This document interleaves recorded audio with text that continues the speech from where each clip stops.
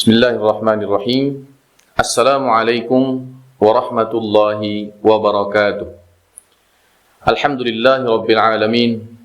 Nahmaduhu wa nasta'inuhu wa nastaghfiruh.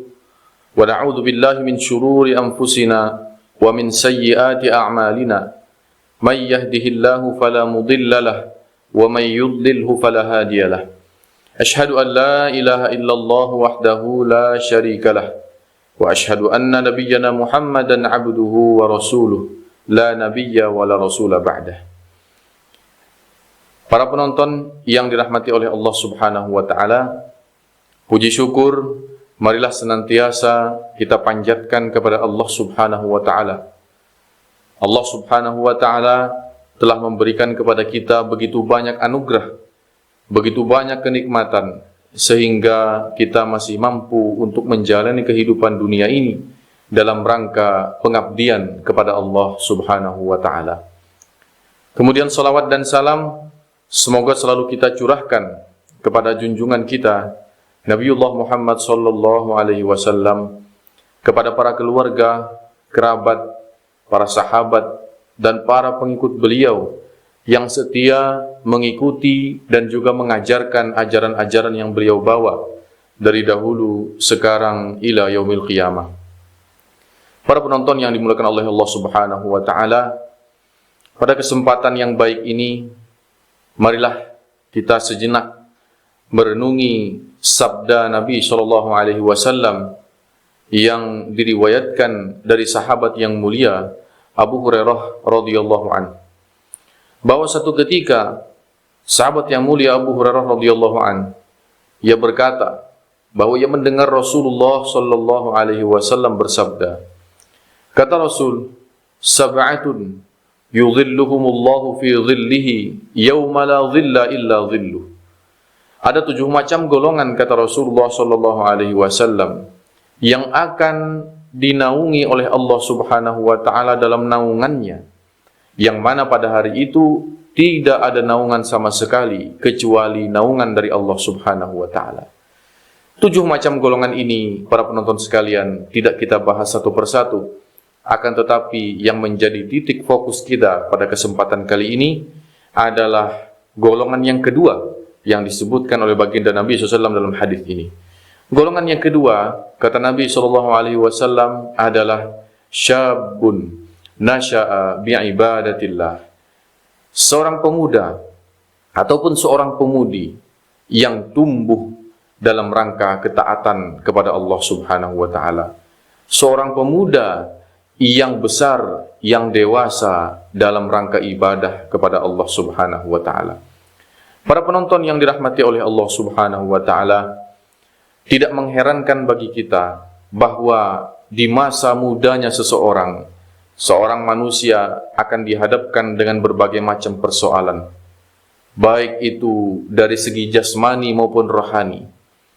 Maka para penonton sekalian yang dirahmati oleh Allah Subhanahu wa ta'ala, besarnya ujian yang dihadapi seorang pemuda, maka berbanding lurus dengan apa garansi yang akan diberikan oleh Allah Subhanahu wa ta'ala kelak di hari akhir.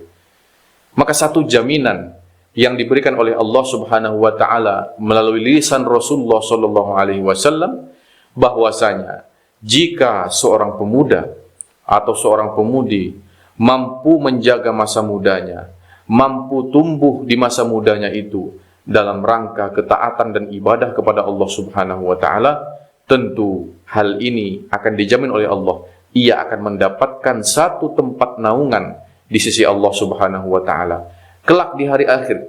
Nanti bahwa di hari akhir Nabi SAW menggambarkan bagaimana dahsyatnya hari tersebut, bagaimana seorang manusia itu akan menghadapi berbagai macam ujian dahsyatnya hari akhirat tersebut.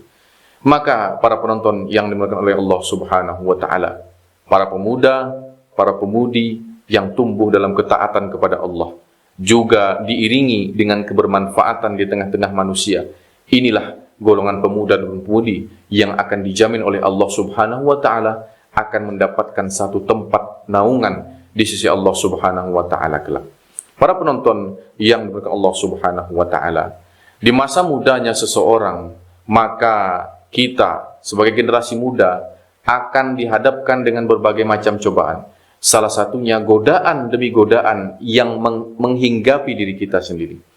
Maka tidak mengherankan banyak generasi muda saat ini yang kehidupannya atau gaya hidupnya sudah melenceng daripada apa yang digariskan oleh agama kita, yakni agama Islam. Seorang pemuda ataupun pemudi yang melenceng kehidupannya daripada garis agama Islam ini, perilakunya, sikap, tutur kata, dan lain sebagainya juga akan melenceng. Maka para penonton sekalian, sungguh ini menjadi bukti nyata bahwa iblis akan senantiasa berusaha menggoda seorang manusia, utamanya seorang manusia itu jika berada di usia-usia emas, di usia-usia muda. Bahkan kata iblis pernah berjanji kepada Allah Subhanahu wa ta'ala. Ketika iblis diusir oleh Allah daripada surga, maka iblis berjanji. Kata iblis, "Tsumma la'atiyannahum," maka aku akan mendatangi mereka, para manusia itu, dari depan mereka, dan juga dari belakang mereka, dari kanan mereka, dan dari sisi kiri mereka. Maka para penonton sekalian, semua sisi kehidupan kita ini sebetulnya sudah dikepung oleh musuh yang nyata bagi kita, yaitu iblis laknatullah alaih.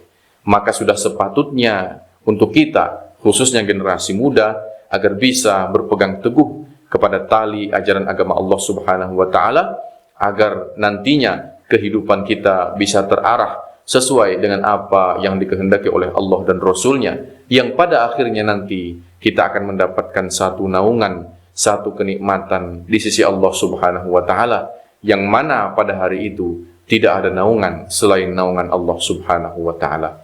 Akhirnya, marilah kita senantiasa bermohon kepada Allah Subhanahu wa ta'ala di setiap waktu, di setiap saat. Mudah-mudahan Allah senantiasa memberikan hidayahnya kepada kita, agar kita senantiasa bisa meniti jalan kebenaran ini. Hadanallahu wa iyyakum ajma'in. Wassalamualaikum warahmatullahi wabarakatuh.